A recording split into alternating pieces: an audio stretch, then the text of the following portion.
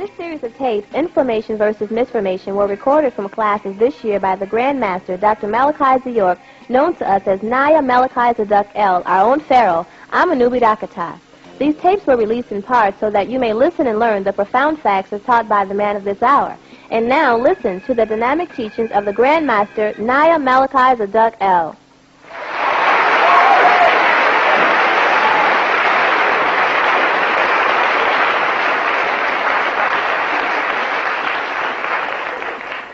I've been trying to seek out the book, Return to Ancient Ones, of the Washitaw tribe. For a long time, they keep telling us the book wasn't published. They kept telling me it wasn't printed yet. Yet, on several occasions, I noticed that Ambrose is holding the book up. Is holding the book up. And then someone says the book is not available. So we tried everything possible to get the book, only to fail. I wanted to find out what they were talking about as far as the Washitaw. However, but anyway, my brother there, he goes and finds the book for me and sends mail me the book. And I'm starting to read the book. There's a whole section on Ben York. I remember him mentioning to me that the Empress mentioned that she was related to Ben York. And I was like, oh, very interesting. You know, now, in my history, as an Ansar, I wasn't concerned with my mother's side of the family. I was only concerned with my father's side, the Mahdi's side of the family, especially as an Ansar. So I never really did any research. Or if I heard the name York, I was like, so what? It didn't mean much to me at the time. I never knew, how much it would end up meaning to me in this part of my life. I just never knew that. I know about the family. I knew about the family in Virginia, Richmond. I knew about the family in Boston, Suffolk County. I knew about the family moving to Pennsylvania. I knew about the family in Wyoming. And that's about it. I met the people in Pennsylvania and in Virginia, as I mentioned many times. I met some of my mother's relatives, and I was amazed to see them with red feathers on, or crimson feathers to be more exact, with unmarkings. It wasn't Freemason or Shrine, it just was feathers and black suits. And I was like, okay, Moors. But as a Muslim, I was familiar with the term Moor, through Sheikh Dawood. But it wasn't important to me because Ansar was more important to me than the word Moor. And Nubian was more important to me because I was able to take my history back to the noble tribe of the Hadadawa, or the Fuzzy Wuzzies of Nubia, by being in the line of the Mahdi. Alayhi salam, if we need to say that today. Right? And I totally ignored everything. I locked it on the dates of the Mahdi. We found the Jazir of Abba in 1870. And I figured that meant something because we founded the Ansarullah community in 1970. It matched up with their prophecies of 100 years of Reformation. So I had no idea how important this information was, but there was this drive towards, my Native American heritage. Once I found out there was a piece of Native American heritage, and the woman that raised me, who they referred to as Diane Fletcher, right, her mother was named Black Feather, and I was nicknamed Black Eagle. I didn't care about it, the music, it had nothing to do with what I was doing. I was more into Isa Hadi or Mahdi, whether I was going Imam or Hajj or whatever. That's the lifestyle I lived in Islam. And this goes to show you how Islam can blind you. Because you're locked in Islam, and nothing else appears to have any value or importance to you. You get locked into a 1400-year-old doctrine, which claims, and that's simply claims, to link back to the Prophet Muhammad of Arabia, and then from there they'll just grab Jesus and Moses and Isaac and Ishmael and Abraham and Enoch and right on back to Adam and claim it. And as a Muslim, you don't mind that, but you like that. So you claim right along with them, claim it. And you don't have any regard for archaeological findings. You don't have any concern about geographics. It's like Islam started in Arabia and spread it, across the world. Alhamdulillah. Allah protect baby, anybody know? You know what I'm saying? As you get older and much wiser, you start to probe more. And as I begin to look deeper into this Ben York thing, which I happened to stumble upon watching Bill Cosby. He had a program when he was much younger, and he was talking about Nubians and the media and how the Mexican man portrayed us with big lips and picky hair and the buckwheat and, you know, all of these Negroid, you know, type of things. And so then he came to a guy and said, and there was once an African who was a Native American named Ben York. And he was with Lewis and Clark. And I was like, I wondered, I heard of Sergeant York before. I heard about the Sergeant York in Fort, you know, in the South there with the black troops. And I said, I must be related to him in some kind of way. Found out he was camped out of Virginia. I'm related to him. So I wonder if I'm related to this Ben York fellow. This happened while I was in Brooklyn. You know, watching the video, and I wonder. That's what Bill Cosby, I thought it would be funny when I first got it. It wasn't funny at all to me when I really got into it. So I investigated and found out, oh yeah, you're related to Ben York. He's a great-grandfather. I'm like, a great-grandfather on this side is a Mahdi. A great-grandfather on this side is a Native American. How did he become a Native American African? I want to know. I mean, that stands to reason, right? What's he doing in Louisiana? I want to know. You know, and this, what is it? How is he raised? Oh, well, he was in the Lewis and Clark situation. And when I did the 5% book, I asked a couple of relatives about the information. They gave me what they thought was correct. And I said, oh, it's a Lewis and Clark. And so he was there. And, you know, and he helped them with the purchase, etc., etc., etc. So I said, oh, wow. Came to Ben York. And left again. I investigated again about Ben York and his family line, found out, oh, wow. He's from Mali. He's a Dogon. Okay. When they had that Ben York comes from Ibn, and he came from the Ali family. They became Idrisi in Morocco when the Malians and the Senegalese invaded or moved north and pushed the Spaniards and them out and took over the land. I think they explained it a long time ago. Okay. So he's some kind of way affiliated with the Moors, with the Moors. Still not important to me because Ancestral doctrine is concrete. Mahdiism family link is concrete. I'm already in full power. You know what I'm saying? Again, I don't think this is of any use to me. So I get a tape from a fellow in New York called Hakeem Bey, a young, fiery Moorish brother. And he's talking on it. I said, okay, he's talking about Moorish descendancy. Again, it didn't appear to have anything to do with us. Then I got one by Dr. Blair, Delwood. And on the opening of it, Hakeem Bey is there again. He had his fez on, and he's proud of his crimson fez and how he must wear it, and we're all Moors, and I'm looking, this guy, and it starts to click, and he mentions the Empress, Veriach. Correct, I say a tunic. I say, okay, she's from Nat Turner, she's from the Tunic tribe, and they're affiliated with the Washitaw. And I remember that Ben York had a Native American son by Asata Kawia, and his name was Washat. And I said, Washat. And the women that they mentioned that the Frenchmen came over here and had sex with were from the Washoe women. So I hear Washat. Oh. I don't know now, still to this point, that Ben York is the half-brother to Anne Marie, who is the daughter of the great empress that Empress Veriach is talking about.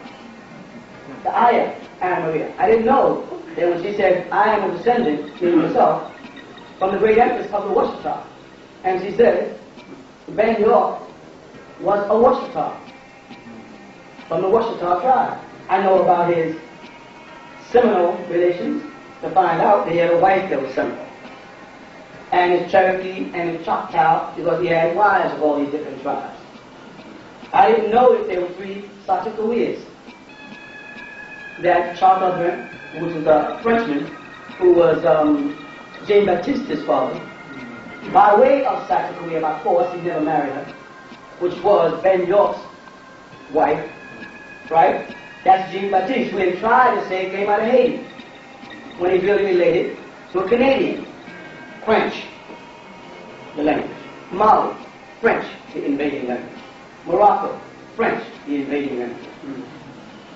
Louisiana, French. Cajun Queens, French. Creole, French. Haiti, what's the dialect? What do they call it? Creole. What do they speak in Louisiana? Creole. You see where he ties in again.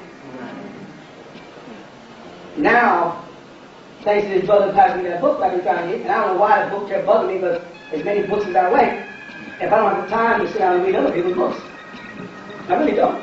But laying my hands on this book seemed to be an obsession.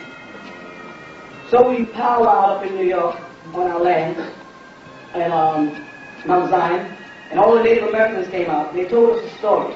The chief sat down and they said to me, you know who y'all are? Y'all represent the black eagle. I heard that before. Well, go ahead. We're calling ourselves the Shoshone Nubian tribes because we're relating ourselves to Saksakawia's family, the Shoshonea, of which Ben York was living with. We didn't even associate ourselves with Washitaw, and nor did we identify with the fact that Ben York himself was a Washitaw, a El or Ali, because we only saw him as an African who came over with the African tide that moves in here. You see that? So we didn't have no reason they could identify what tribe he was. So when I read in a book that he was Washitaw, I was like, whew.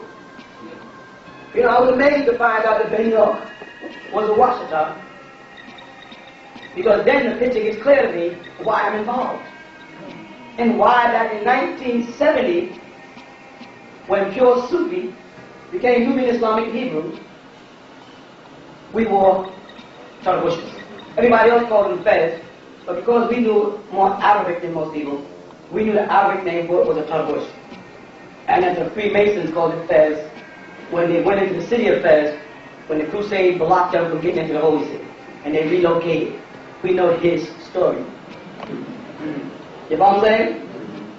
That way back then, we wore the same outfit I have on today. We call it a butler. A Moroccan word also for suit as well as Arabic Sudanese. And we wore feathers and a 6-pointed star crescent and all. As a symbol. Upright crescent. Nobody else was wearing it. Nobody else even saw it before. But Freemasons of a higher order, Knights of Templar, they glance over at you and go, You know what that means? You ever heard of Madame Blavatsky? You go, okay. Theosophical side, okay. We know you know when it took place. We know who gave birth to the fairies on this planet. And they back off. That's all they need to know, that you knew. You know, your ancestors. You say, well, we're founded in the Quran. We're not a sect. Like the Master Taqwa, Master Iqwa, and Master Yasin, and Master, we're not here. We find ourselves, Ya ayyuhalladhina amanu kunu ansarallah. O you who are faithful, be Kunu Ansarullah. We find ourselves mentioned in the Quran. There. Not because we want to be called that. Not because our Imam is tripping, he likes the name Ansarullah. Not because it reminds him of his desire to be Taqwa or Iqwa or Ikhwaniyah. But because Allah subhanahu wa ta'ala has placed it in the Quran. And in the phase that we're traveling through, unbeknown to us, being guided by the ancient ones, our ancestors, we thought we was in control, and they were just driving this tram, and we were sitting there on the path to where we are now. Unbeknown to us again. So as we moved down this road, and we met a Muhammad Z from Nubian Islamic Hebrews to Nubian Islamic Hebrews and Salah Inc. Then I take these brothers who walk with me back to State Street. I tell them, well, listen, we don't have a masjid, a place of prayer as yet. So I'm going to take y'all back to the place I used to go to when I was a kid. Having been and found on record in State Street from June 12, 1957. Before most of the Sunni Muslims who say I'm not a Muslim were even born, I was sitting in there, and it dawned on me to go back to the old pictures and look around. And if you go back to the book and look at the old pictures in the Masjid of State Street, you notice that most of the men who were sitting there, Nubians, got on these feathers. I'm going, Then I look at Chef Daoud again, And I realized that what he wore as a shawl was nothing but a shawl given to him by King Faisal of Saudi Arabia. He wore wrapped around his fez. Look at the picture again. And I said, Sheikh Dawood, Moroccan, Muur, State Street. I said, when we get there, we're going to conflict. Why? Because State Street was in control at the time of the Pakistanis. One Sheikh Hafiz Mahbub, who couldn't speak fluent Arabic, was teaching elite Bartata to the Sunnis, Bismillah Rahman Rahim, Hair Rahman and Hair Rahim, other skin creams and stuff. And they could not deal with this new group of people that would come to Salatul Jummah on Friday, dressed in all black with these tall black feathers with a green 6-pointed star present on our, what we call budla, or kameez, or gamis. And the Sheikh would come downstairs and point out and say, see that guy right there? Point at me. That's y'all's leader. Follow him. These Pakistanis don't know what they're talking about. That man there is y'all's leader. And the more he would do that, the madder the Sunnis would become. Until one of them got up and walked over to me, a Pakistani that is, and attempted to reach for my nose ring, saying, this is not Islam. What is? And I said, you touch my nose. You touch my nose ring, I'm going to break your face in this mosque. See? He says, see, these are not Muslims. I said, excuse me, sir, we never claim to be Muslim. We claim to be Nubian, Islamic, Hebrews. And if you were a Muslim, you would know the Hebrews are your father. Because Abraham was a Hebrew. And if you knew that I, as your father, was a descendant of the Hebrews, you'd know why I have this nose ring, because you would have read the Torah in the 24th chapter. And you would know about the ring in my nose. But being you don't, and you don't touch me, because I'm not one of these flunky American converts. He made a big mistake. What a Wally and all these guys. He said, I'll show you something. And he ran across the room to the niche, which was in the wrong direction, by the way. They didn't find out the niche was in the wrong direction until like 30 years after having the mosque on State Street. They were facing the wrong direction. Every time I'd come in there, I would tell Abdul Wali and Sadiq and I'd say, you know, the mihrab is really that way. But the reason why they can't put it that way is because they're using someone's living room, and the sisters are on the other side of that curtain. And it would throw their whole community off, but the sisters would end up getting the biggest the back room, which would be the biggest room. And the racistness of their, and the male chauvinism of the organization won't let them shift it around and divide the rooms, the two rooms adjacent to each other from right to left, because the men's room would be smaller. So they're all facing the wrong direction, or are they just demons and they know it? These Hindus. And then we would tell them this is not the Grandfather. And we would go to the East and we would say, East and West belongs to Allah subhanahu wa ta'ala, so we're different, which dress are you wearing? They say the East and West belongs to Allah subhanahu wa ta'ala, and then turn around and say, which way is east? Right? So we had conflict with that. We had to tell them back off. Sheikh Dawood started to take sick. We worried. Because Sheikh Dawood would leave State Street and come over to the Ancestral community, wherever we were located, and spend all of his Iyad or festivals like Eid al-Adha and Eid al-Fitr with us. And that made the Sunnis mad again. They couldn't understand that if we were Kafir or Kufr, they had all kinds of pronunciations. Why would Sheikh leave State Street where they're setting up this big festival and go over there and join those fanatical guys over there on Bushwick Avenue or St. John's Place or Rockaway or Utica? What are they doing over there? Why? We're just going to come and pick them up. And he would leave all the Bakis and the Sunnis stand on the stoop with their lips poked out, mad at us. You know right? So we would scoop them up and bring them to the kids. He would say, this is my community. And he would spend that day with us and then we would deliver him home. When Sheikh Dawood took sick, it was right after we had a war with Sunni Muslims for State Street, of which we took over. And Sheikh Dawood told us that he wanted us to come and protect it. So we went into State Street, we built the gate up there, keep them from getting up there. You follow that? And eventually, the Pakistanis called the police on us. So we had to leave, because we didn't have the right to be there. You follow? Even though Sheikh Dawood wanted us there. So we would stay outside. Brothers would stay outside day and night. Eventually, his health got worse, and he had to be taken to a hospital. And our brothers would go to the hospital every day and stay floor above it, floor beneath it, and surround it. And we'd watch these Pakistanis squeezing it out with hated guts. Eventually, they called the cops on us. The so-called Sunnis, Negroes, and the Pakistani brothers, and made us stay away from the hospital. Within a couple of years after that, or not even years, a couple of months after that, Sheikh Helen was dead. And they forbid us, he wanted me to perform his funeral. And they forbid us to come to the funeral. Is this true?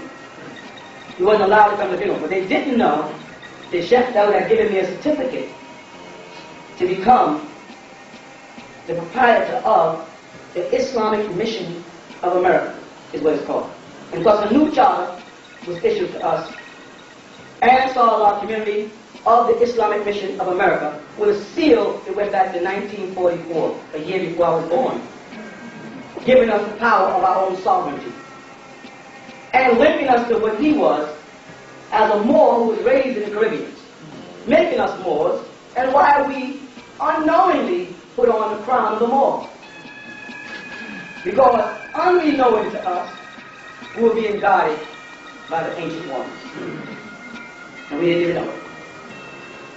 And our success as a community, Ansar, baffled the Sunnis to the point where they accused us of being Zionists and part of the Jews, and they had something new every week because we were progressing. And the progress amazed us, unknowing that we were guided by the ancient ones, but rather thinking that we was getting the help of an unconfirmed ancient Arabian idol god called Allah. One of the 360 gods that was worshipped in a cube-shaped building in Central Arabia, moved up from Southern Arabia, from the Sabians, from the Sheba period, and the god's name was also Rahman. That's why the Quran says, call on Allah or call on Rahman. The Southerners called him Rahman. One of those deities became God. And a crescent god he is. And we were calling on this crescent god because when Muhammad supposedly received it, he said, believe in the ghaib, the unseen. You see? And that's very tricky. Because you won't be able to figure out what that means unless you look up at the sky. And you look up at the sky as a Muslim, and that first ascension would be Salatul Fajr. It would be in the morning. And you wouldn't see the moon. You would see the light of the sun. And if you travel the skies as a Muslim in your religious practice, you would go from Salatul Fajr to Salatul Dhuhr, afternoon, and you wouldn't see the moon. And if you kept on walking that path, you'd go to Salatul Asr,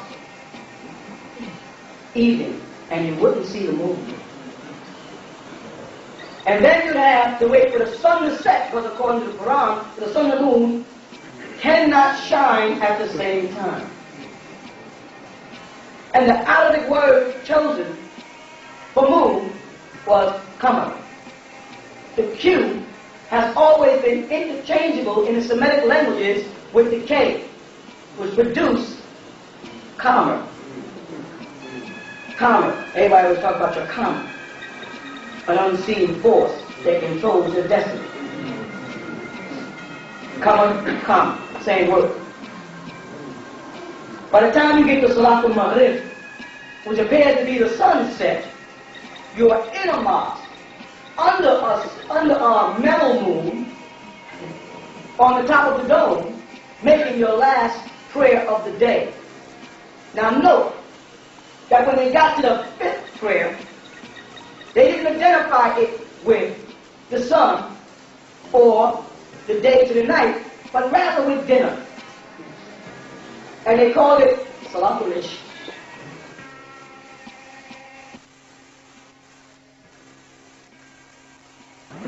And they'll translate that as late night prayer. And late night is two different words. Layla and Ba'd. After. Late and night. Has nothing to do whatsoever with the word Isha, meaning dinner. Because you should be inside your tent for that. Or in the masjid here. So the unseen deity of the Quran in Surah Al-Baqarah, Allah called Bismillah ar-Rahman ar-Rahim. They have a Qamar. They actually have a prayer for the moon, a surah. For Shamsa, for the sun, a bird, for the zodiac, and for the stars. They have chapters that are entitled the sun, the moon, the stars, the zodiac. They have chapters that symbolize Hathor, Surah Al-Baqarah, the Surah of the Kabah, an ancient Egyptian female deity who was an incarnation of the deity Isis. And one of the gods who reigned with Allah as an idol in the Kaaba was El-Uzza, Isis. And the temple of the Kaaba, they admit, was a reconstruction job in Muhammad's time. You with me? They admit that the Kaaba, which means cube-shaped building, was reconstructed in Muhammad's time, and a meteorite called Hajar al-Aswad, black stone, was put in it, and it faces the direction of the south. You follow? And they also have one they call the stone of Yemen, facing south, where the statue of Allah was dug up, with an inverted crescent on his chest, on the statue. Of course, it's going to be in books for you to see soon. You see that? But they openly tell you that this Kaaba is not something that was created after Muhammad sallallahu alayhi wa sallam got his revelation. It wasn't revealed to him to go build the Kaaba. But rather, it is the holiest site on earth, according to them. And all Muhammad did is reconstructed a building that Abraham and Ishmael had supposed to have constructed. Who claims in their hadith that it goes back to Adam.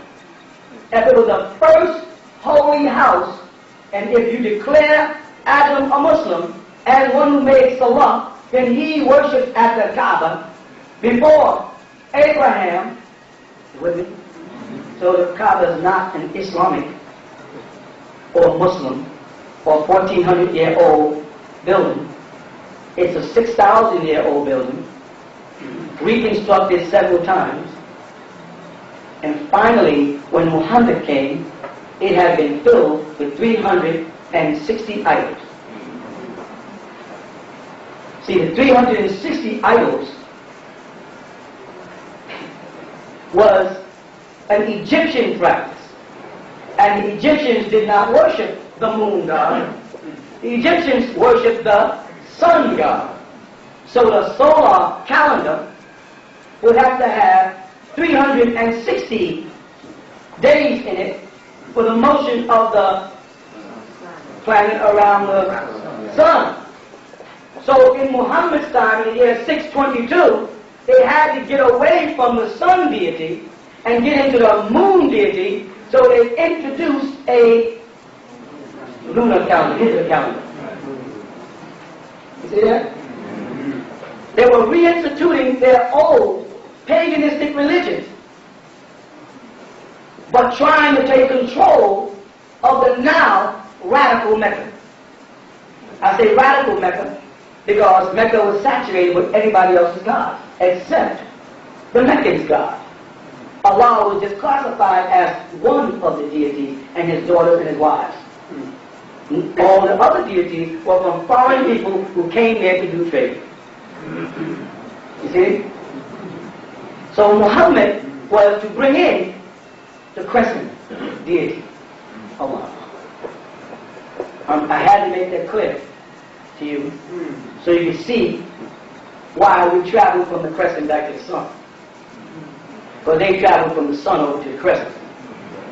And why the ancient ones took us through the study of the crescent, Islam, and then on over to the sun. And I repeat, if you got it tomorrow, this goes for any Muslim, 5%, Nation of Islam, gods or Brahmins, whatever you call it, some Christian or Jew. If you got it tomorrow, and Allah was not in your holy book, you understand? You would have nothing that would affect you. With it? But if you got up tomorrow morning and the sun was not in the sky,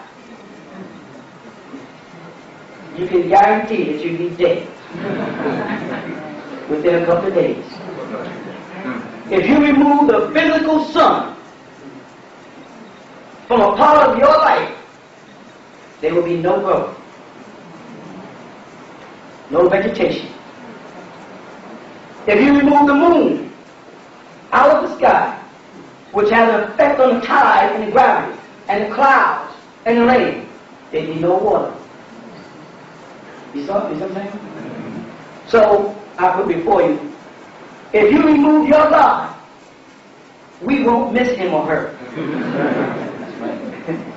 If you remove our God, we will miss you and everything else that lives on the planet Earth. You see what I'm saying? I didn't know that the ancient ones was taking us on this long path back to themselves. I was attuned to the world and the events that was taking place in the world and see, gift of sight. But I didn't know that I was a Washitaw. I didn't know that Ben York was a Washitaw. You follow that? I didn't know he was directly related. I know he was involved with the Shoshone. I didn't know that you were Washitaw. You follow that? I heard it through Hakeem, I heard it through different brothers, Mary, they, and different brothers, but I didn't know that we were. Most of the people that are talking about us are not Washitaw themselves. They're Moorish scientists. And when they were pointing out that our brothers got a lot of nerve one time, putting back on those feathers, now, it's about time you brothers caught on. They said, caught on to what was ours. And unless you can prove that you are a Washitaw, then it's really not yours. You are a convert. But you cannot take away the fact that I am a York. A Y-O-R-K, York. You cannot take away the fact that I produced my birth certificate in a pamphlet and you saw that it was issued July 3rd, 1945 out of Suffolk in Boston. You can't deny that. You can't deny that the Yorks resided in Boston, where Ben York went. You cannot deny that my mother's family are in Richmond, Virginia, and always have been, generation to generation, and wore feathers. And she's right there now. And Ben York died in Richmond, Virginia in 1879 and was born in 1787. Let me correct the record. And they have one of the sons instead of him. They do that purposely. A lot of those facts, they distort them purposely so we cannot make these connections. You can't deny that.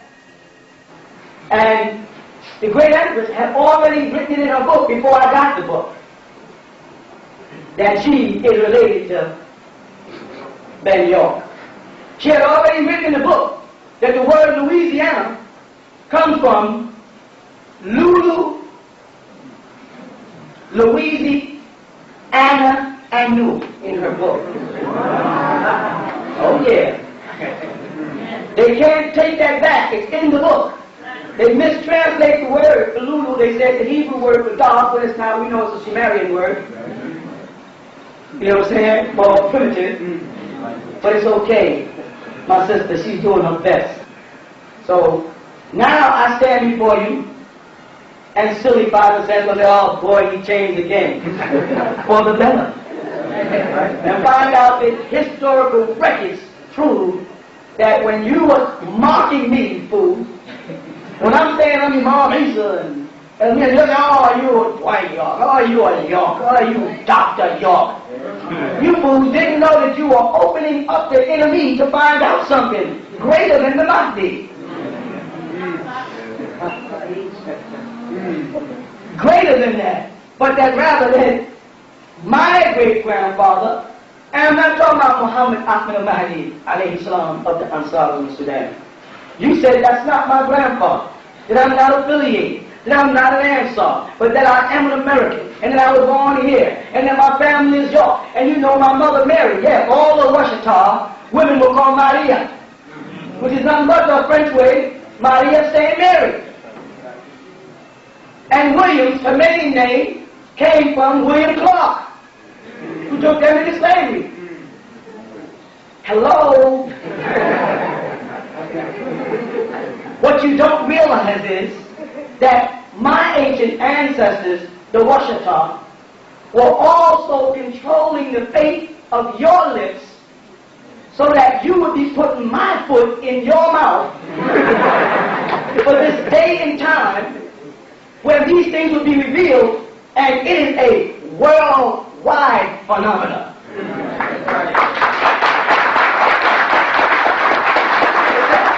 It's an awakening that you can't deny. And I can trace back people in here, Williams, Fletchers, Johnsons, Parhams, and different parts of you people when I get your last names and find out you're also a part of that people. This is why many times you didn't feel African when you looked at Africa. This may be why some of you in the 60s didn't go dashiki, sandal, and drum. You say, well, I'm part Native American or something. And when you saw African American, oh, they're naked in there. In Islamic magazine, you was like, I know I'm laughing all Afrocentric crap, but I don't really feel African. And you was ashamed to say it. You know what I'm saying? It's because you weren't. You were Olmecs, indigenous people, Moors. And I got to keep explaining the word Moor for my Moorish brothers being a linguist. Because they keep making the mistake of thinking that Moor is really an ancient name. You with me? I must establish that the word Moor is simply Morenos. And then they'll go, no, it's M-U-U-R, Muur, French. You with me? And they were describing us. But in this conversation, I must also address the brothers of mine who call themselves Hispanic and Latin. You follow? You are not Hispanic and you are not Latin. We have to use Latin American in order for them not to call you a Spaniard or a Spartan. You don't want to get tired with that. So we were forced, oh, they're so tricky, to use the word Latino and Latin American. And you don't speak Latin. You speak a derivative of it. So you're no more a Latino than an American is a British. Insofar as he's speaking a derivative of English, but not the Queen's English. And no Nubian or Nuwapian in America or more wants to be referred to as British. Or British national. Except for the Hebrew word Brit Covenant, which they don't seem to be aware of. But when they call you a Latin American, they're calling you a Roman. The Romans spoke Latin. Follow that? They're not even calling you a Sicilian, which is a Carthaginian under Hannibal from Libya and Karuma. If you know the story of the great Hannibal of heaven. They're not even giving you that. They're trying to make you think you are a Roman. And as I said before, and when you try to trace the Roman history or the Roman roots, you come back to two brothers raised by a wolf. You go back to a myth. You don't want to go back to a myth. You are a Morenos. And you're not morenos by color. You would be negra by color if they wanted to say black like in your color. But morenos is black like in the supreme balanced state that existed before the light was cut off. The godlike state. And when they identified both parties in America, they called them blackahores.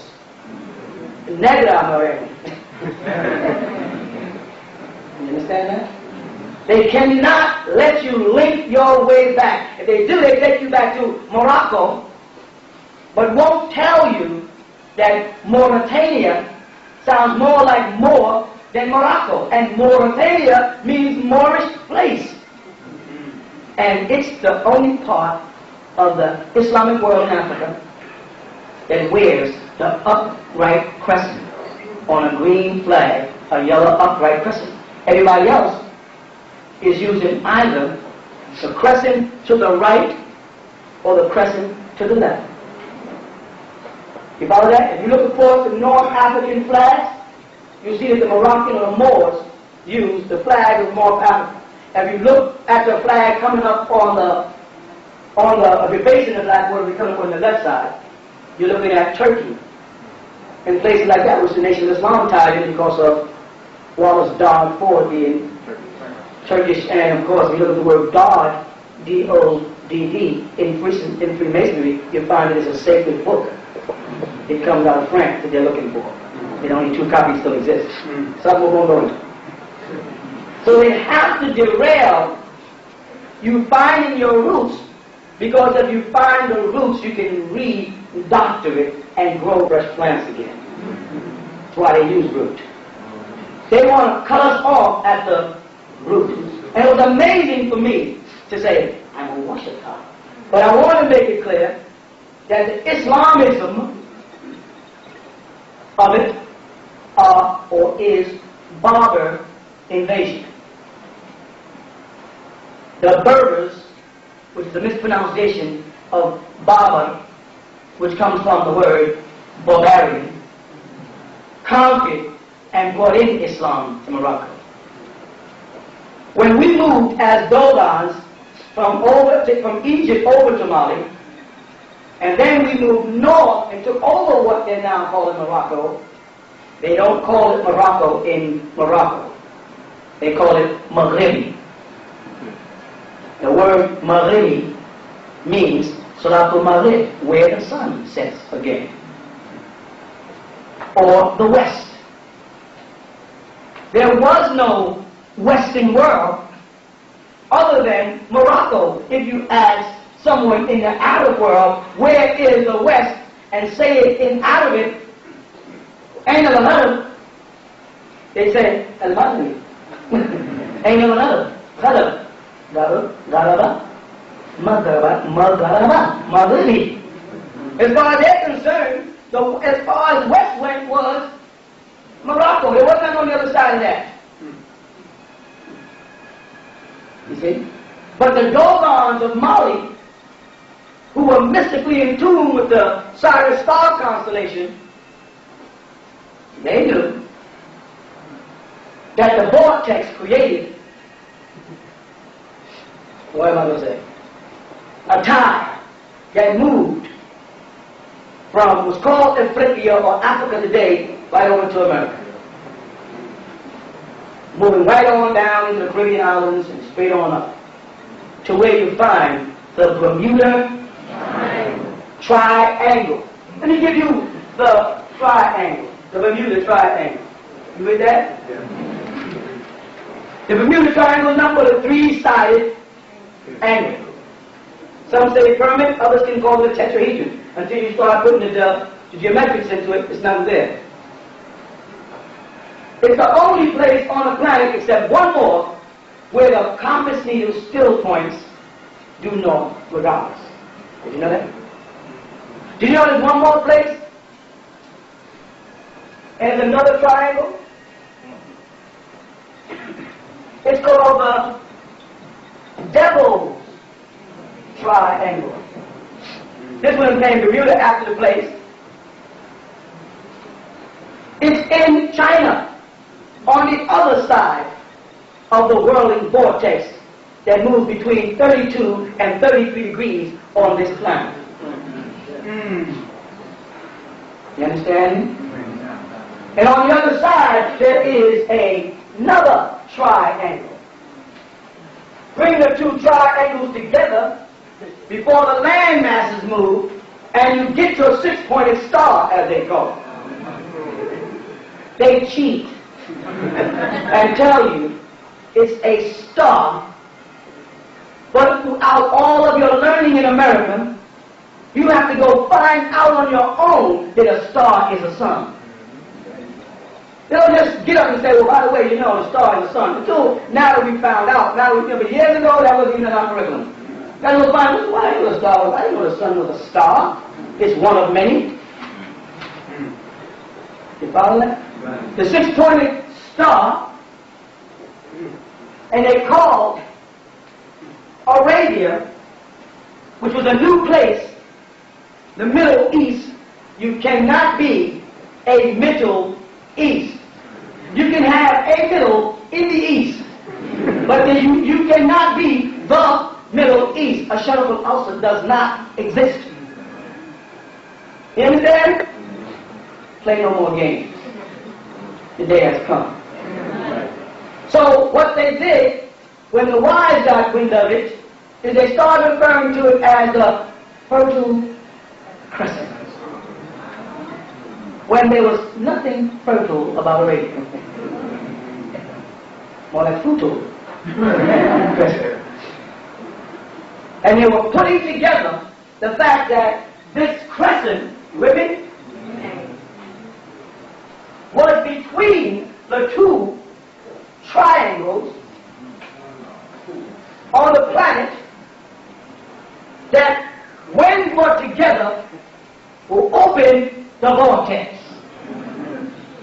You with me? Hey, Mr. Muslim. Let's talk.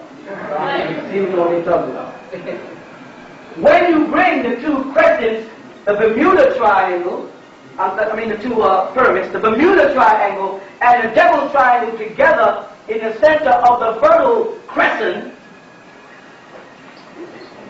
you get a six-pointed star and crescent, symbol of the ancient ones. That's why they lean over and say to you, do you know what that six-pointed star crescent means on your hand? And you let me go, yeah. Okay. They peep at the in the middle of it, say, what is that You say, the key. You follow? You go, so you know a little something. I say, no, I know a little more than something. I know what time it is. I know when the stars, the pyramids crisscross, and the crescent rises, that is a fertile crescent that is hit with the star of the ancient ones. What will happen? The vortex. I know it. You know it too. But you never thought I'd find out before it was too late. You thought you'd keep me wrapped up in music, and in movies, and in drugs, and in parties, and in dressing, and in hoarding, and in wishing, and in wanting, and in fantasizing I'm something that I'm not. You never knew that I would find out. You never knew that there'd be one raised up from amongst us. You kept looking in the wrong direction. You couldn't see us. I'm going to tell you why you couldn't see us. Because it is hard to focus on a moving target.